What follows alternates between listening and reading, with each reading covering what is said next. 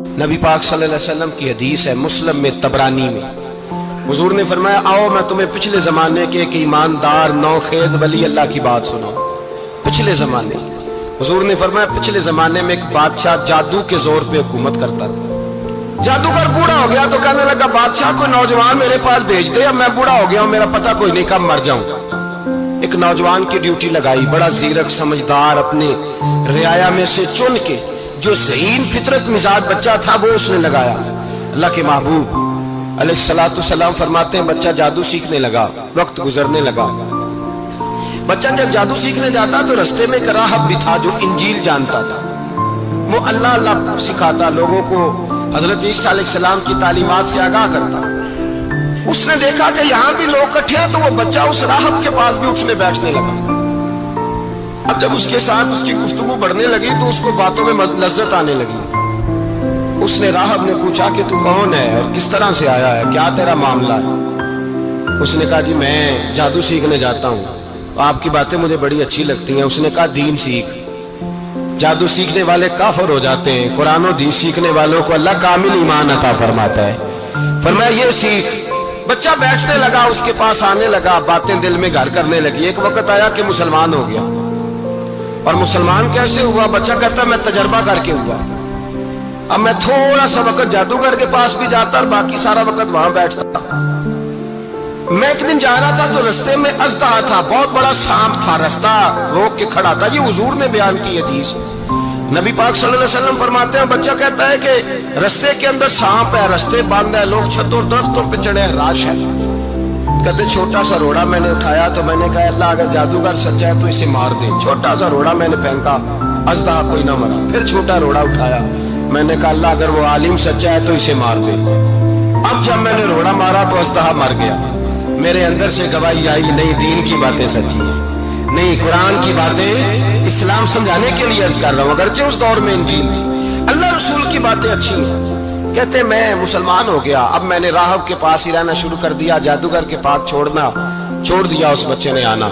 بادشاہ پوچھتا کہاں زیادہ وقت گزارتے ہو تو وہ بات گول کر دیتا، وقت تیزی سے بڑھنے لگا۔ اللہ نے اس نوجوان میں طاقت پیدا کر دی، اب وہ اس کے اندر نا اللہ نے توانائی روحانیت پیدا کر دی، ابھی جوان ہے، 14-15 سال عمر ہے۔ اللہ نے اب جو بیمار بھی آتا وہ دعا کرتا تو اللہ صحت عطا کر دیتا، جو بھی آتا۔ بادشاہ کا ایک درباری تھا، بادشاہ کو پنکھا جلتا تھا، وہ اندھا ہو گیا، کوئی ایسی تکلیف آئی کہ نابینا ہو گیا، بڑے علاج کرائے شفا نہیں ہوئی۔ کسی نے اس بچے کا پتہ بتایا کانوں میں، اس کے پاس گیا تو بچہ کہنے لگا شفا تو ہو جائے گی پر کلمہ پڑھنا پڑے گا، مسلمان ہونا پڑے گا، جس پیغمبر کا میں غلام ہوں تجھے بھی بننا پڑے گا، دین پہ عمل کرنا پڑے گا، اللہ شفا دیتا ہے۔ اس نے کہا تو مجھے کلمہ پڑھا، مجھے شفا دے، میں تیار ہوں۔ اس نے کہا شفا تو اللہ دیتا ہے۔ اس نے اللہ تبارک و تعالیٰ کا ذکر کر کے دعا مانگی، یہ مسلم شریف میں حدیث ہے، طبرانی میں موجود ہے۔ اللہ نے اسے شفا دی، اس نے کلمہ پڑھنا شروع کر دیا۔ یہاں ایک نقطہ لکھا ہے ہمارے علماء نے، کہتے ہیں جب اللہ ولایت عطا کرتا ہے نا تو یہ سفید بالوں والے کا حصہ نہیں ہوتی۔ اگر جوانی میں کوئی آدمی توبہ کر کے تصوف کے راستے پہ چلتا ہے تو سب سے زیادہ ولایت اللہ اسے عطا فرماتا ہے، سب سے زیادہ ولایت اس کے پاس ہوتی ہے۔ ابھی اس کے بال کالے ہیں، چڑھتی جوانی ہے، دعا کی تو اللہ نے، اور حدیث پاک میں موجود ہے کوڑے آتے تو شفا یاب ہو جاتے، اندھے آتے تو شفا یاب، برس والے آتے تو اللہ سے دے۔ جوان ہے آدمی، اس کی آنکھیں ٹھیک ہوئی تھی۔ بادشاہ نے پوچھا کہ کیسے شفا ملی؟ تو کہنے لگا میرے رب نے شفا دی۔ بادشاہ سجدے کراتا تھا، اپنے آپ کو منواتا تھا معاذ اللہ، کہنے لگا میرے علاوہ کون رب ہے؟ اس نے کہا وہی رب ہے جس نے تجھے پیدا کیا ہے، اور وہی رب ہے جس نے مجھے اندھے کو آنکھیں دی ہیں، وہی ہے میرا مالک۔ کہا اچھا تو مجھے نہیں مانتا؟ کہا نہیں میں اپنے رب کو مانتا ہوں۔ بادشاہ نے اسے سزا دی، ستایا، اس نے بچے کا پتہ بتایا، پھر بچے کو بلا کے ستایا تو اس راہب کا پتہ بتایا، راہب بھی قتل ہو گیا، نابینا بھی قتل ہو گیا۔ بادشاہ نے کہا سپاہیوں سے اس بچے کو لے جاؤ اور پہاڑ کی چوٹی پہ جا کے نیچے پھینکو تاکہ مر جائے۔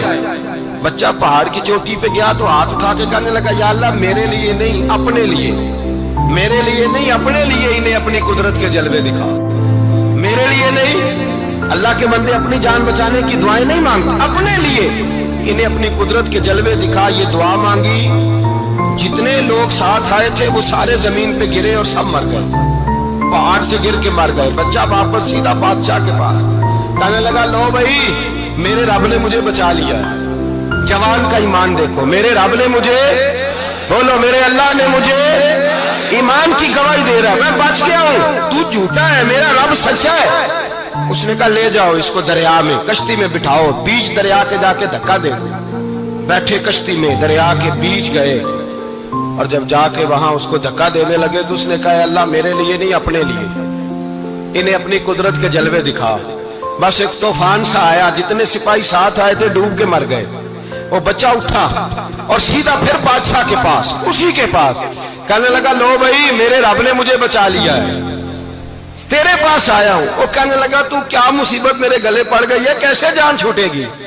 تو بچہ کہنے لگا اگر تو مجھے باندھے درخت کے ساتھ اور سارے ملک کو بلائے، لوگوں کو اکٹھا کرے، پھر تو مجھے تیر مارنا، میں تجھے بتاؤں گا کیسے مارنا ہے، میں مر جاؤں گا۔ اللہ کا بندہ نوجوان ایمان دیکھو، مرنے کے طریقے بتا رہا ہے، میں تجھے بتاؤں گا میں کیسے مروں گا۔ یہ بات کہی، بادشاہ نے سارا مجمع جمع کیا، ملک سارا باہر آ گیا، درخت کے ساتھ باندھ دیا۔ کہنے لگا بھائی لوگوں یہ مجھے مارنا چاہتا تھا، مار نہیں سکا، اب میں اسے بتانے لگا ہوں کہ میں کیسے مروں گا۔ اسے کہو جب تیر مارے تو ساتھ میرے رب کا نام بھی لے، میں اپنے رب کے نام پہ جان دوں گا۔ بادشاہ نے اللہ کہہ کے تیر مارا، پیشانی میں لگا، بچے کی روح پرواز کر گئی، جتنا مجمع کھڑا تھا سارا کلمہ پڑھ کے مسلمان ہو گئے، سارے مسلمان ہو گئے، سارے۔ میرے رسول پاک سید عالم صلی اللہ علیہ وسلم نے نوجوانوں کو بتایا جب تمہارے اندر ایمان کی قوت آئے گی تو اللہ تمہاری مدد کرے گا۔